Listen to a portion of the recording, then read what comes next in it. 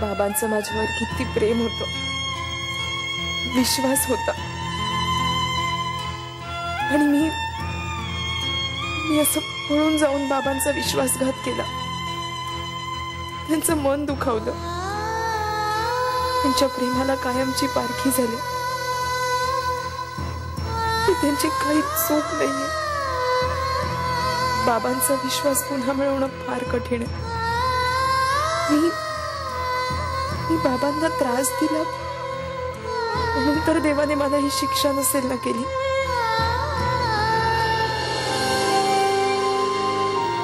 Relax.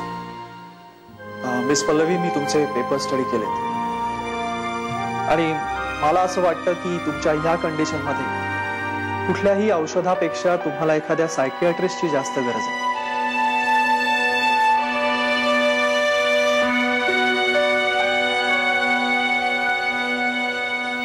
मी बोलतोय ते तुम्हाला पटत नाही का? पण तुम्हाला खरंच एका सायकियाट्रिस्टची जास्त गरज आहे. तुमचा काहीतरी गैरसमज होतोय डॉक्टर. मी वेडी नाहीये.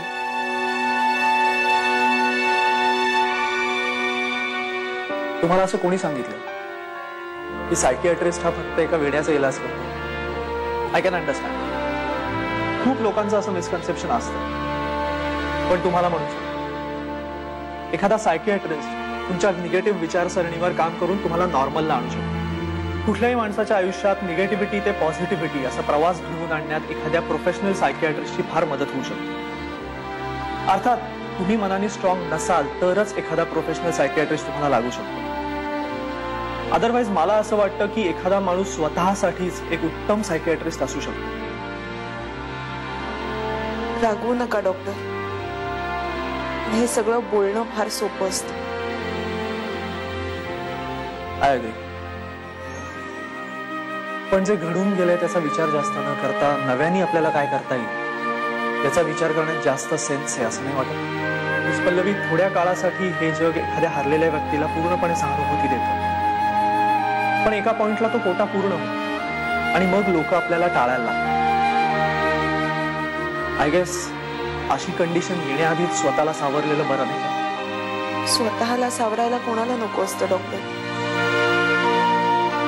पण नशिबाने दिलेल्या आघातावर नशीबच इलाज करू शकतो. मला नाही असं वाटतं. निदान तुमच्या केसमध्ये तरी मला असं वाटतं की तुम्ही आयुष्याकडे खूप पॉझिटिव्हली बघायला पाहिजे. झालेल्या गोष्टी विसरून जाऊन नव्याने आयुष्याची सुरुवात करायला पाहिजे. येतो. झालेल्या गोष्टी विसरून जगण्यासाठी काही औषध आहे का हो तुमच्याकडे?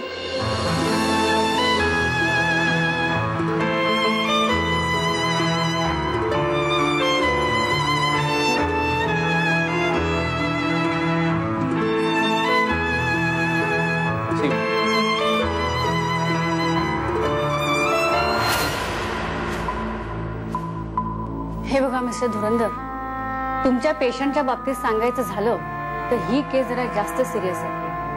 कारण त्यांच्या मेंदूच्या मागच्या बाजूस म्हणजे मज्जारज्जूला एवढा मार लागलाय की त्यामुळे त्या कोमात गेल्यात. आणि शिवाय ब्लिडिंगही इतकं झालंय की रिकव्हर व्हायला त्यांना खूप वेळ लागेल. पण डॉक्टर, सुलेखाला कोमातून बाहेर यायला किती वर्ष लागतील?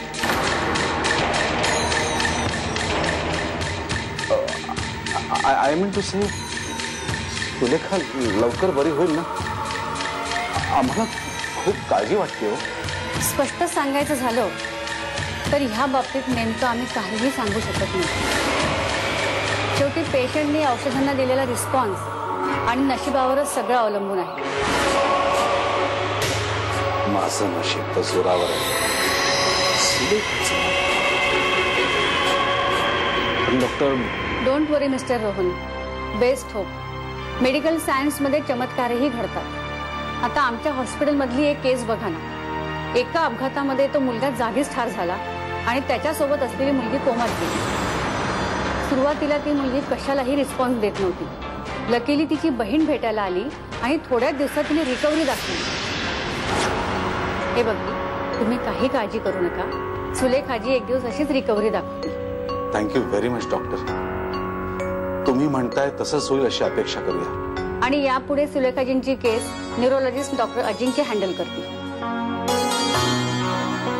डॉक्टर अजिंक्य?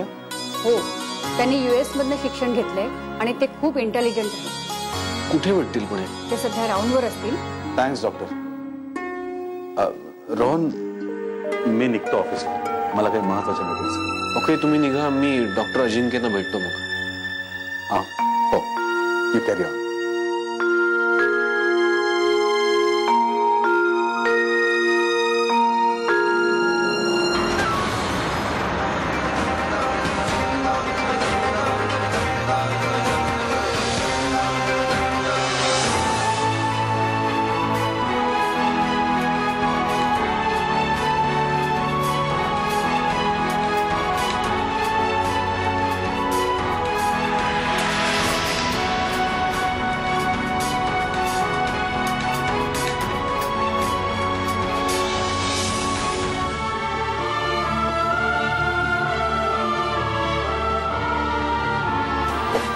एक्सक्यूज मी, डॉक्टर अजिंक्य कुठे भेटतील? तिकडे त्या रूम मध्ये 10B. थँक्यू.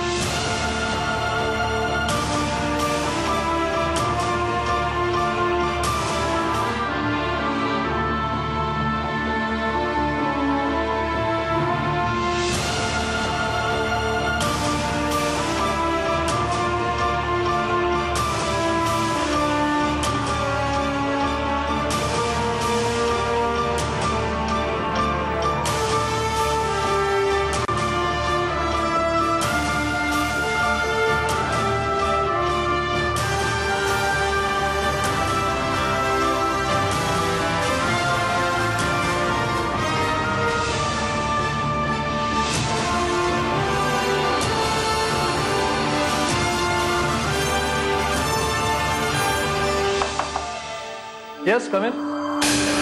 तुम्हाला भेटायला कोणीतरी मॅडम आल्या. कोण मॅडम? मॅडम सरोज पंडित.